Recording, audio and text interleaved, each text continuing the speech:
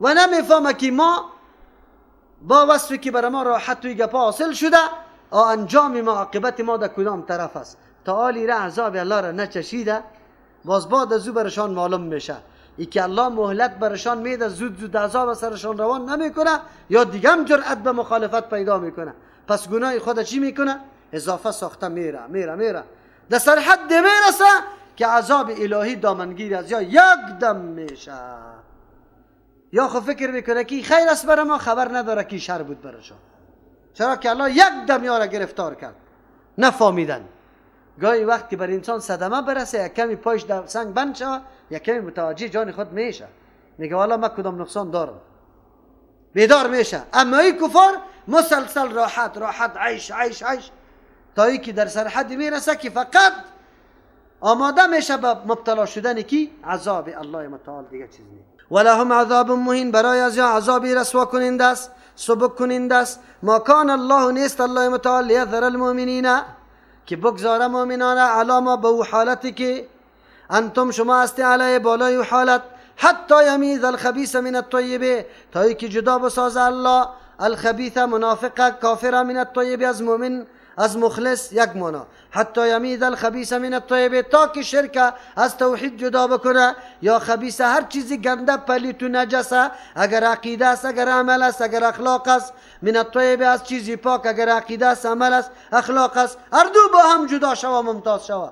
و ما کان الله نیست الله متعال لیطلعکم که شما را اطلاع بده بدون امتحان و آزمایش علی الغیب بالای امور غیب، ولكن الله لیکن الله یجتبی برمیگزینه من رسولی از پیغمبران خود بدون واسطه حوادث یارا برمیگزینه من یشاء کسی را که الله اراده کنه. فآمنوا بالله عقیده به یک الله بکنه، پس در معامله توحید شک و شبه نکنه و رسولی ایمان بیاره به پیغمبران علیهم السلام در مورد از هم شک و شبه نداشته باشی. و این تؤمنو اگر شما ایمان آوردی عقیده صحیح را پیدا کردی توحید الله را و تتقو تقوا را اختیار کردی عمل موافق سنت رسول الله انجام داده، فلکم اجر عظیم برای شما اجر خیلی بزرگ است، خیلی بزرگ است. قرآن چقدر هشدار برای شما میگه. و ما کان الله نیست الله متعال لیذر المؤمنین که مؤمنان را دمی حالتی راحت دیه مشتمل به نعمتای گوناگون بگذارد تا ای که یک امتحان سرش نبیاره. همینطور ما را نمیمانه الله متعال، تکالیف الله بالای مسلمان ها میاره. خو لیکن فرق است هر قدر که با پیغمبر علیه السلام در روش و در عقیده و در عمل نزدیک استی همون قدر مصیبتت سخت‌تر است، تکلیفت بیشتر است. اشد البلا کی است؟ سخت‌ترین بلا و مصیبت صاحبانش انبیاء علیهم السلام است. ثم الامثل فالامثل. هر کس که مماثل پیغمبر در دعوت، روش، دلسوزی، اخلاص، صداقت، عبادت، طاعت باشه اما قدر تکلیفش هم اضافه. الله نمی‌ماره مؤمنا را در یک حالت باشیم آرام راحت باشیم نعمتات دوچار باشه برای ما آمده روی باشه تا ای که الله حتی یمیز الخبیث من الطیب. الله حالتی را میاره که خود به خود توحید یک طرف شرک دیگه طرف، سنت یک طرف بدعت دیگه طرف، مسلمانی واقعی یک طرف کافر و منافق دیگه طرف، خود به خود آمده رویست. این حالت آمده. امروز چی حال است؟ امروز الله متعال ناورده توی به خبیث با هم جدا کرده نمیتونه. یک نفر در صدد چیست دیگه نفر در صدد چیست. کسی سوال نکنه که فرق بین مؤمن کافر چرا به حوادث و مصائب میشه؟ وی به ذریعه وحی باید فرق شود. نه و ما کان الله نیست الله متعال تقاضای حکمتش نمیسته لیطلعکم نیست الله متعال که اطلاع بده خبر کنه بدون امتحان و آوردن یا مصائب و حوادث علی الغیب بالای چیزی پنهان.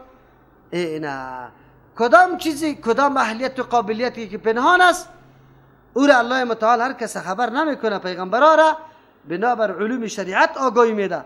ولکن الله لیکن الله متعال یجتبی من رسولی برمیگزینه از انبیای خدا من یشاء کسی را که الله بخواه. فآمنوا بالله ایمان به الله بیاره یعنی نظام الله را بپذیره و رسولی ایمان به انبیاء علیهم السلام بیاره عبادت الله را نظام الله را مطابق نقشه پیغمبر عملی بکنه تطبیق بکنه.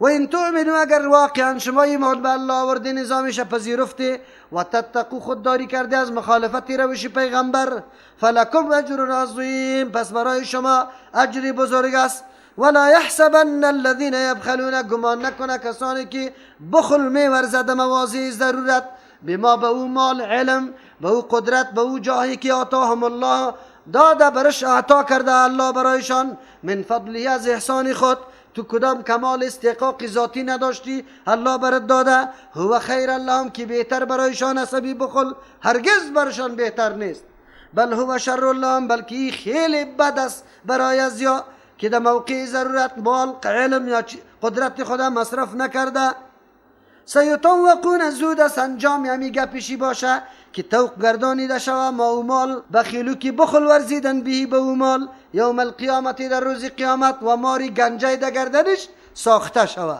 ولله میراث السماوات خاص در اختیار الله است میراث آسمان ها یعنی آن چیزی که باقی میمانه آسمان ها و زمین کلش در اختیار الله والله بما تعملون خبیر الله به هر چیزی که شما انجام میده خوب خبردار است پس مناسب است که در راه الله چیزای خوب مصرف بکنه نه کسایی که الله برش داد از احسان خود اگر مال دارایی را الله بر داده مقام منزلت این احسان الله است کمال ذاتی و استحقاق ذاتی تو نیست الله برات داده خدایی مورد بخل نورزی در موقع ضرورتیش چرا اگر تو مصرف نمیکنی اینطور فکر نکنی که تو کاری خوب کرده بلکه کاری شر کرده چرا همین مال در روز قیامت شکل مار میگیره در حالی که در کله مار موی دیده نمیشه از دستی قوت زهرش و دینمی گردن تو میخوره و این جمعیه و امرای سخن میگه که میشناسی مرا یا نه برات میگه که من مالت هستم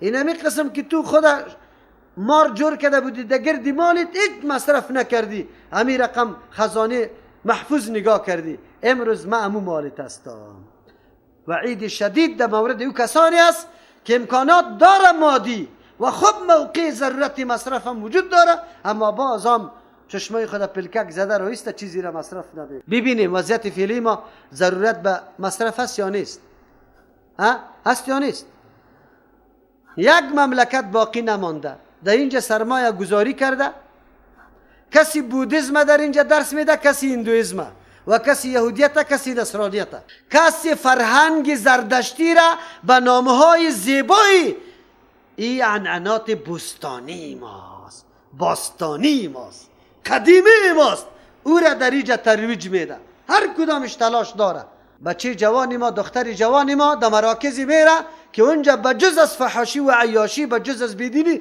دیگه چیز تعلیم داده نمیشه ضرورت به ساختن مراکز قرآن و حدیث هست یا نیست برای بیدار ساختن همین برادر خواهر جوانی ما هست یا نیست امروز هم که تو چشم پټ کری مالی تا مصرف نمیکنی در کدام روز مصرف میکنی آیا از این که سختتر روز دیگه میآید شدیدتر روز دیگه میآید دنیای کفر برای عقیده باطل خود چقدر مصارف میکنه ببینیم امروز محنت و زحمت او مردمه برای عقیده باطل خود سرمایه گذاری میکنه از صفر شروع میکنه به میلیون ها مصرف میکنه به خاطر که ذهن یک جوان برادر و خواهر جوانی ما را منحرف بسازه نعوذ بالله تو مسلمان به چی انتظار داری بانکای سودی را جور کردن سرمایه داری ما بجای از اینکه مرکزی قرآن بسازه مرکزی درس حدیث بسازه مساجدت زیاد بکنه مدرسه ها را زیاد بکنه برنامه تربیتی دینی داشته باشه چینلای فحاشی را زیاد کرده رویستن اصلا یا نه در یک مملکت کوچکی چند میلیونی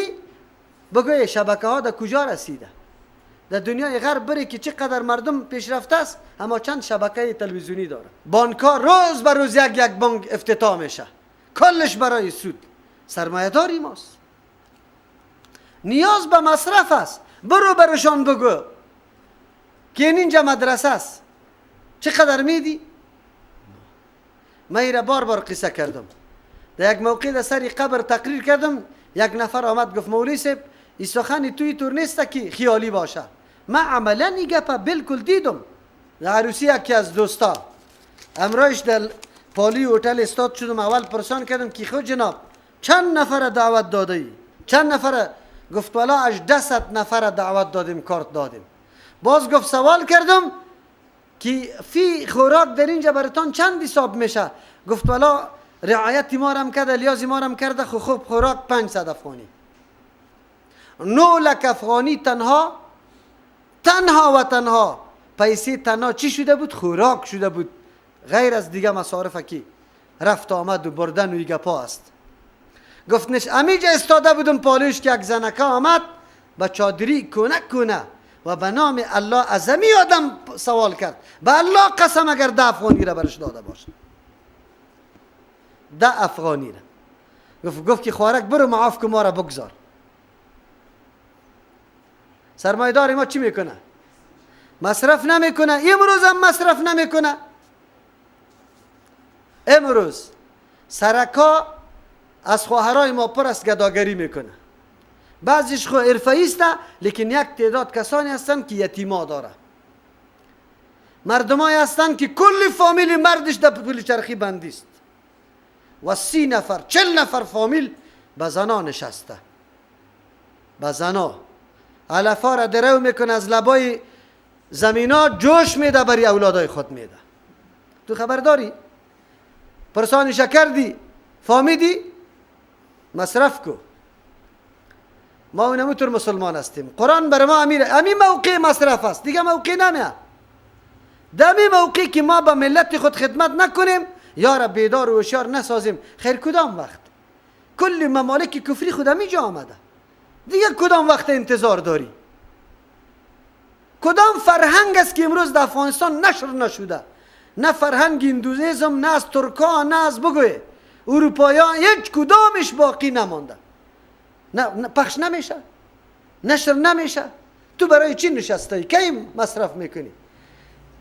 در کل شهر کابل ما به مردم دمی رمضان مبارک مسجد وجود نداره که نماز پیشین بخونه. شما یک دفعه در مسجد پول خشتی بری که تشنابا از پیشین تا دیگر نوبت در سری تشناب نیسته، وضو نمیشه. چرا مساجد زیاد جور نمیشه؟ حکم داده نمیشه. آسان گپ است. دمی مسجد پولخشتی یک مسجد پولخشتی است، این طرفترش در سری دریا، هیچ زمین دیگر نگی، دمی سری دریا 4 طبقه مسجد جور کو. مردم بسیار به سهولت نماز عبادت الله را بکنه. کجاست؟ نه تاجر ما قدم گذاشته. 11مین دوره تفسیر داریم. الله خیر و برکت بده، اجری عظیم بده و زیاد ثواب و پاداش برشان نصیب کنه. یک تعداد دوستا قبل که رمضان نرسیده باشه، امکاناتی که در دست داره، بلکه پیش میاد که میگه اول نمره در این کار ما باشم. برای ترجمه قرآن کریم پولی خود میدم، موتر ما میگیریم. اما کسی از این تجارایی که شناخته شده است یکیش ندیدیم. 11 دوره قرآن میشه یکیش ندیدیم که همینجا آمده باشه که او مولوی صاحب لااقل قرآن کریم برای مردم ضرورت است. ایره خود چی میکنی؟ یک تجار خیلی بزرگ از ما قرآن کریم طلب کرده. خود مولوی صاحب یک قرآن کریم کار دارم، بالا سعی کردم برش، خواب قرآن کریم برش دادم. خود او چرا دادم؟ دلم سوخت که الله متعال قلب تو را سخت کرده، دست تو را بسته کرده، ذهن تو را مغلق و پیچیده ساخته. الله متعال پولی تو را در راه الله مصرف نمیکنه، در راه ظالما مصرف میکنه. سبا باز مرض سرطان میگیرشه، گوی در آلمان مصرف میکنه، گوی در هندوستان. دیگه سبا سعی میکنه که بچه ناسیش قتل کرده، پس دیگه سبا خبر میشه که اختطافچا گریختان دشه، طور پولی گزاف برش گذاشته که آلی کلی سرمایه شده خود یک دفعه برش میده. خیر و خلاص. در راه الله مصرف نمیکنه. قرآن کریم هشدار میده که نه. ولا يحسبن الذين يبخلون، گمان نکنه کسانی که بخل میورزه، در موقع ضرورت مصرف نمیکنه مالای خدا، بما به او مالایی که آتاهم الله، عطا و بخشش کرده الله برایشان، من فضلی از احسان خود، یا کدام کمال نداشتن، استحقاق ذاتی نداشتن، الله برشان داده و پس به الله میمانه. هو خیر اللهم، که یا بهتر برای از یا باشه، بل هو شر اللهم، بلکه برای از یا شر هستن. چرا که انجامش کدام انجام داره؟ اینی انجام سیطوقون، زود است که توق بگرده، لاکت جور شوه، ما او مال بخیلو که بخل کردن بی به او مال. یوم القیامت، در روز قیامت مارواری شکل بگیره، حلقه بزنه در گردنش. ولله میراث السماوات، کسی که بخل میکنه نادان است، نمیفهمه. او برادر مالت میمانه، ظاهرشاه باغایش باقی مانده، شکارای ماهی و آوایش به مردم باقی مانده. حالی نه نواسش سرش تسلط داره، نه بچهش، هیچ کس هم نیسته، رفته. ولله، خاص برای الله است میراث السماوات، باقی آسمان ها، چیزی که باقی میمانه در آسمان ها و الارض، از زمین، کلش از کیست؟ از الله. والله بما تعملون خبیر، الله با آن چیزی که شما انجام میدی خبردار است. پس وقتی که الله خبر داره، بیا مصرف کو در آینک، مراکز قرآن تو رونق بده و را زنده کو که مردم بر دعا بکنه، الله از پیشی راضی شوه. لقد سمع الله، یقینا شنید الله متعال، قول الذین، قولی احمقا و مردم بیشرمه، قالو که گفتن تمسخرا، ان الله فقیر، نعوذ بالله، الله میگه محتاج است، ضرورت داره، و نحن اغنیا، ما خیلی غنی هستیم. الله میگه سنکتب، زود است که نوشته کنم در اعمال نامهشان، یعنی تنهایی طور نیست که ما شنیده باشیم، بلکه ثبت و سجل کردیم امی سخنی از یاره، ما آن چیزی را قالو که یا گفتن، و قتلهم الانبیاء، و همچنان نوشته کردیم، یعنی گناه بالای گناه، قتل کردن از یاره پیغمبران علیهم السلام بغیر حق، بنا حق. و نقول، زود است که برشان بگوییم ذوقو، بچشی عذاب الحریق، عذاب سوزانه. ایگه پارا شما میگه، ایگه پارا سرنوشتی تانی طور میشه. یهود یک از امور گستاخانه ای که انجام داده امیگه، پس ده حق الله متعال اینطور سخنه یا میگه ما غنیستیم، الله فقیر است. چرا؟ آیات زکات و انفاق که نازل شد گفت سیکو الله محتاج است، نعوذ بالله، از ما مطالبه داره که ما مصرف کنیم. یک تعداد بدبختا اینمی رقم هستن که وقتی مطالبه در راه الله از پیشش میکنی، میگه وی الله خو گشنه نیست، ما چرا بدم مال خدا؟ الله گشنه نیست، الله مال تو را دیگه هم ارزش میده، قیمت برش میده، بری تو ارزش میده توسط مصرفش بالای خلق الله، در راه الله. تو بدبخت اولی را خودم نشناختی، مالت هم نشناختی، الله تو را قیمت میده، تو را ارزش میده، مالت ارزش میده، اما این نمیدانه که من چی میکنم، بلکه برعکس سخنی را میگه که بسیار سخن احمقانه و بیشرم است. این بیشرم سخن نیست که کسی بگویه که چیسته الله فقیر است و ما غنیستیم، نعوذ بالله. یهود امی سخن گفته بود. الله متعال میفرماید دیگه چیز نمیگه، ما سخنش شنیدن نه، بلکه ثبت و سجل کردیم در عمل نامه. نه تنهایی گناهشان، بلکه از این قدم گناه دیگهشان چی است؟ قتل کردن انبیاء علیهم السلام. چرا؟ انبیاء دعوت میده به سوی نمی مصرفا که او مردم در راه الله مصرف بکنی. شما خبر داری که طور کسی یک مولوی صاحب میگه در یک جای تقریر میکرد، تبلیغ میکرد، یک نفری مالدار گفت که او برادر امیر خود از پیش آرام کنه، نه خو میتانه، نه حالی دلش میگه که در مالای ما این تصرف بکنه. به شعیب علیه السلام هم قومایش همی طور بود، گفت تو آمده که در مال ما تو حالی تصرف بکنی، در اینجا مصرف کن، در اینجا مصرف کن، برو مال از ماسته، ما را تو را نشان نده که اینجا مصرف کن. حالی هم بعضی سرمایه‌دارای ما میگه پا میزنه یا نمیزنه، برو ما خودی ما میفهم که در کجا مصرف کنیم، برو. در کار دین اینمی قسم گپ میزنه، عیناً مرادفی همی سخن است. انبیاء علیهم السلام یهود قتل به این خاطر میکرد که وارد دعوت میداد در راه حق و به مصرف کردن در راه حق دعوت میداد. الله متعال میگه که ایرم ثبت کردم و ایرم ثبت کردم. این نیست که یا چی شوه یا همیطور گذاشته شوه. باز برشان گفته میشه که بچشی عذاب سوزانه. کجاست عالی؟ مالایتان دفع کده میتونه یا نمیتونه؟ هموی که سرش چی شکم انداخته بودی حالی دفع میتونه یا نمیتونه؟ ذالک بما قدمت ایدیکم، اینمی حالت، یعنی این حالتی بدی که برای از یا رخ میده الله متعال برشان امر میکنه در وقتی پاداش دادن که بچشی عذاب سوزانه، بما به سبب یمو عمل کفریشان بود، قدمت ایدیکم که پیش فرستاده دستایتان، مراد از دستا کلی از یاسته، خو اکثر اعمال ناشایسته را دست انجام داده. و ان الله یقینا الله متعال لیس بظلام نیست ظلم کننده للعبید بالای بنده های خود، هیچ کس را بی موجب عذاب الله نمیده. الذين مردمایی که قالوا گفتن ان الله عهد الینا یقینا الله بر ما حکم ما کم کرده با واسطه انبیاء سابقه علیهم السلام، الله نؤمن لرسول که ما ایمان نبیاریم به یک پیغمبر، به یک مدعی پیغمبری که کسی دعوای پیغمبری میکنه تا چی وقته؟ حتی یاتینا بقربان، تا که آوردن بکنه به یک معجزه خاص. کدام از معجزه خاص؟ یاتینا آوردن میکنه بقربان، به یک قربانی تاکله النار که او را آتش بخوره. قل بگوی پیغمبر علیه السلام قد جاءکم رسول من قبلی، یقینا برایتان آمد انبیا علیهم السلام پیش از ما، بالبینات به معجزاتی که شما تقاضا کرده بوده، و بالبینات به معجزات عام، و بالذی به معجزه قلتم که شما تقاضا کرده بوده گفته بوده. فلما قتلتموهم، مو پیغمبرا را شما چرا قتل کرده؟ ان کنتم صادقین، اگر در این مطالبه در معجزه طلبیتان شما راستگو باشه. نه، وقتی که براشان گفته میشد بیا ایمان بیاره و میگفت ما چرا ایمان بیاریم؟ در کتاب ما برای ما گفته شده که به هیچ پیغمبر ایمان نبیاره تا که یک معجزه خاصی شما را نبیاره. معجزه خاص کدام است؟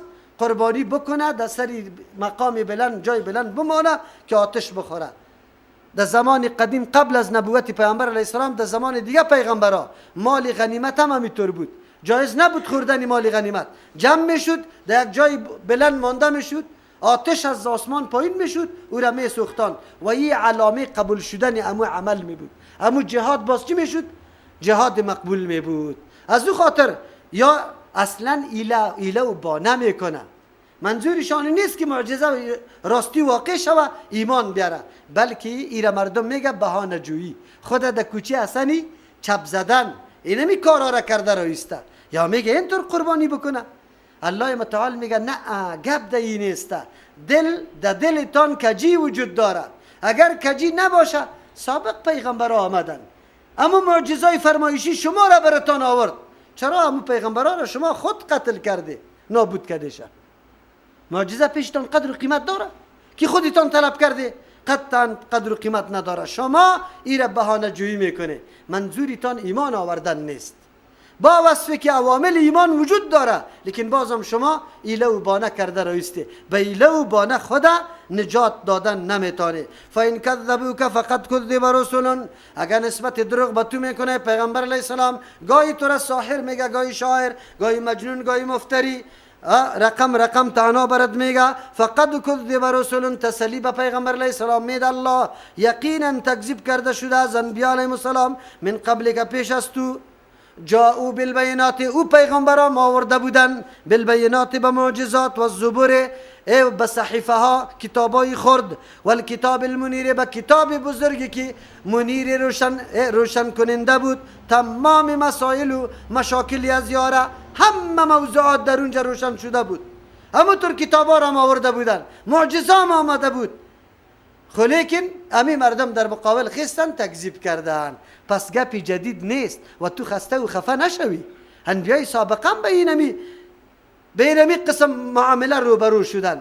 اونمو عمل سابق عمل امروز است، خو لیکن تسلی برد میدم یک روز فرا میرسه که مردم در پیش من میآید، باز من میدانم که قطعی زیاد چی کنم.